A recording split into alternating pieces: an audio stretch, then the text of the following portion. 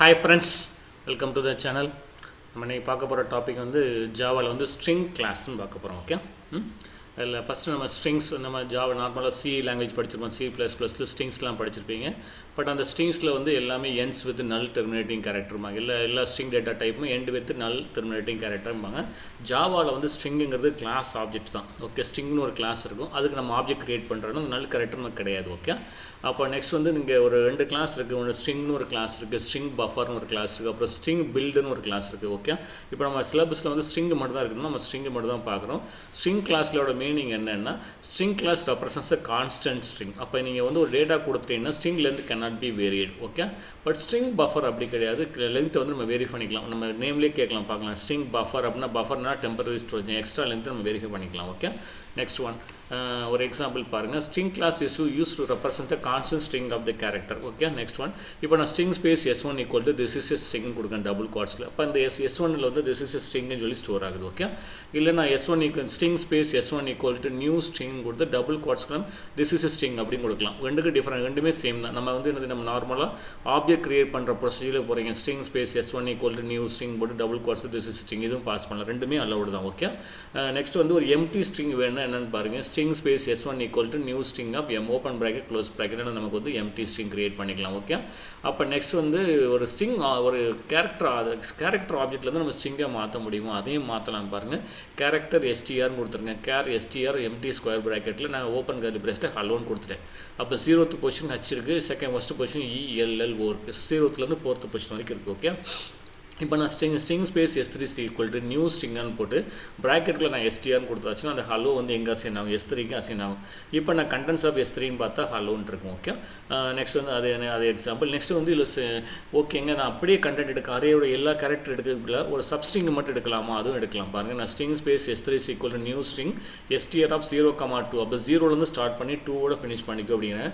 இப்போ content of S3 பார்த்தீங்கன்னா first 3 letter பாருங்கள். 0th பொசிஷனில் H இருக்குது, ஃபஸ்ட்டு பொசிஷன் E இருக்குது, செகண்ட் பொசிஷன் HEL மட்டும் இருக்கும். ஓகே, அப்போ அந்த அறையிலேருந்து கம்ப்ளீட் ஸ்ட்ரிங்காகவும் எடுத்துக்கலாம், இல்லை நமக்கு வந்து ஒரு சப்ஸ்ட்ரிங் கூட எடுத்து நீங்கள் அசைன் பண்ணிக்கலாம். ஓகே, நெக்ஸ்ட் ஒன் மெத்தட்ஸ் இந்த ஸ்ட்ரிங் கிளாஸ். இப்போ ஸ்ட்ரிங் கிளாஸ்னால் என்னென்னு பார்த்தாச்சு.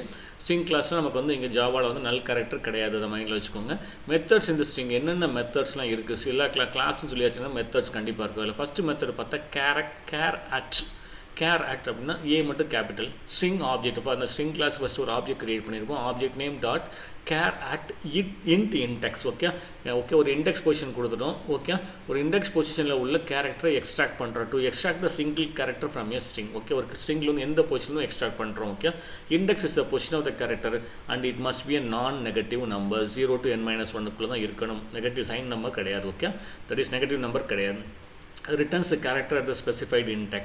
Next, compare to ரெண்டு ஸ்ட்ரிங்கை கம்பேர் பண்ண போகிறீங்க. அப்போ first string object dot compare to second string objects. Okay, கண்டிப்பாக ரெண்டு ஸ்ட்ரிங்கை வந்து கம்பேராக இல்லைன்னு கம்பேர் பண்ணுறீங்க.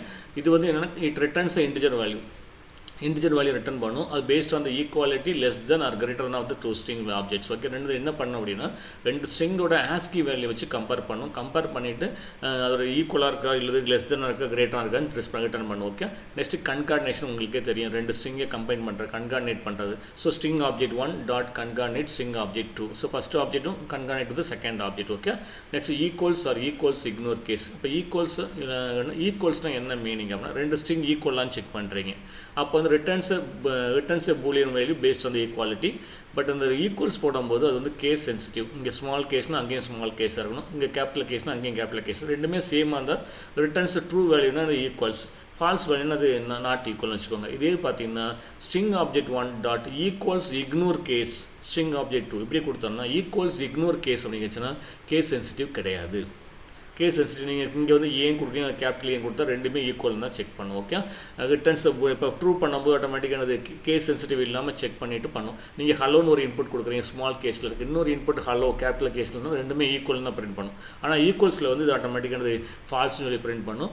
ஈக்குவல்ஸ் இக்னோர் கேஸில் வந்து இது ட்ரூன்னு சொல்லி பிரிண்ட் ஆகும். ஓகே, அப்போ next index of string object dot index of character CH ஒரு கேரக்டர் கொடுத்து அது வந்து எந்த இண்டெக்ஸ் பொசிஷனில் இருக்குதுன்னு பார்க்கலாம். அதான் இண்டெக்ஸ் ஆஃபில் வந்து ஓ வந்து capital. Okay, returns the location of occurrence of the characters or string within the string object. அது வந்து கேரக்டராக இருக்கலாம், இல்லது ஒரு சப்ஸ்ட்ரிங்காக கூட நீங்கள் பொசிஷன் ஃபைண்ட் பண்ணிக்கலாம். அப்புறம் லெங்க்த்னு நமக்கே தெரியும், length of the string. Okay, string object dot லெங்க்னா எத்தனை கேரக்டர் இருக்குன்னு ரிட்டர்ன் பண்ணுறது. ரீப்ளேஸ், அப்போ string object dot replace original character என்ன, எதை ரீப்ளேஸ் பண்ண போகிறோம், எந்த கேரக்டருக்கு மேலே எந்த கேரக்டர் ரீப்ளேஸ் பண்ண போகிறோம். Is use to replace the character இந்த ஸ்ட்ரிங். சப்ஸ்ட்ரிங்னா நமக்கு என்ன அப்படின்னா, ஒரு ஸ்ட்ரிங் கொடுத்துருக்கீங்க கேபி. ஃபார் எக்ஸாம்பிள் ஒரு ஸ்ட்ரிங் நம்ம லெட்டர் கொடுக்குறேன், என்ன கொடுக்குறேன், இன்ஜினியரிங் காலேஜ் அப்படின்னு கொடுக்குறேன். அப்போ அந்த இன்ஜினியரிங் காலேஜ் கொடுக்கும்போது எனக்கு வந்து லெங்க்த்தாக இருக்குது. இதை நான் சப்ஸ்ட்ரிங்காக மாற்ற, இன்ஜினியரிங் மட்டும் வேணும்னா சப்ஸ்ட்ரிங்காக எடுத்துக்கலாம். ஓகே, இல்லை காலேஜ் அப்படின்னு காலேஜ் மட்டும் எடுத்துக்கலாம். ஸோ அந்த இதானது substring. Okay, string object dot substring end start index. அப்போ ஸ்டார்டிங் இண்டெக்ஸ் மட்டும் கொடுத்தாச்சுன்னா அங்கேருந்து எண்டு வரைக்கும் எடுத்துக்கிறோம்.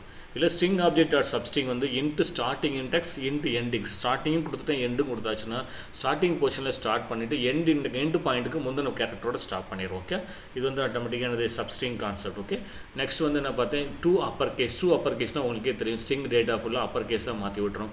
டூ லோயர் கேஸ்னால் அது எனக்கு அந்த கண்டென்ட்டை ஃபுல்லாகவே ஸ்ட்ரிங்கை ஃபுல்லாக லோயர் கேஸாக மாற்றுறது. நெக்ஸ்ட்டு ட்ரிம்னு ஒரு கமெண்ட் இருக்குது. ட்ரிம்னா என்ன meaning, leading and trailing white spaces has been removed. நீங்கள் ஒரு ஸ்ட்ரிங் இன்புட் கொடுக்குறீங்க, அந்த ஸ்ட்ரிங் இன்புட்டில் ஃப்ரண்ட்டில் இல்லை பேக்கில் ஏதாவது அந்த ஸ்ட்ரிங்கை முடிஞ்சதுக்கப்புறம் அதாவது எம்டி ஸ்பேஸ் கொடுத்தீங்கன்னா அதை வந்து ரிமூவ் பண்ணிடுவோம். ஓகே, நெக்ஸ்ட் ஒரு எக்ஸாம்பிள் கோடிங் பாருங்கள். இப்போ நான் public static void mean string space S1 equal to new string Java programming கொடுத்துருக்கேன். ஓகே, அது S2ல் பார்த்தீங்கன்னா லாங்குவேஜுக்கு முன்னாடி ஒரு எம்டி ஸ்பேஸ் இருக்குது, மைண்டில் வச்சுக்கோங்க. S3 வந்து ஹலோன்னு கொடுத்துருக்கேன். S4 வந்து கேபிட்டலில் ஹலோ கொடுத்துருக்கேன். S5 வந்து அதுவும் ஹலோ கொடுத்துருக்கேன், சேம் ஹலோ. S6 வந்து ஹாய்ன்னு கொடுத்துருக்கேன். ஓகே, இப்போ நான் வந்து S1 பிரிண்ட் பண்ணுறேன். System dot out dot print இல்லைன்னு S1ல் என்ன இருக்குது, ஜாவா ஸ்பேஸ் ப்ரோக்ராமிங் இருக்குது. S2 பிரிண்ட் பண்ணால் எம்டி ஸ்பேஸ் லாங்குவேஜ் சொல்லி பிரிண்ட் ஆயிருக்கு. அப்போ நெக்ஸ்ட் என்ன பண்ணுறேன், S1 டாட் லெங்க்த்து கொடுங்க. S1 டாட் லெங்க்த்னா எல்லா கேரக்டரையும் கவுண்ட் பண்ணுங்கள், இன்க்ளூடிங் எம்டி ஸ்பேஸ். ஓகே, டோட்டலாக கவுண்ட் பண்ணால் ஜாவாவில் ஒரு 4 5 6 8 10 12 14 16 கேரக்டர்ஸ் இருக்குது. ஓகே, அப்போ S1 dot care at 5th position. Care at 5th position அப்படின்னா ஃபஸ்ட்டு பொசிஷன் வந்து 0வில் ஸ்டார்ட் பண்ணுறீங்க.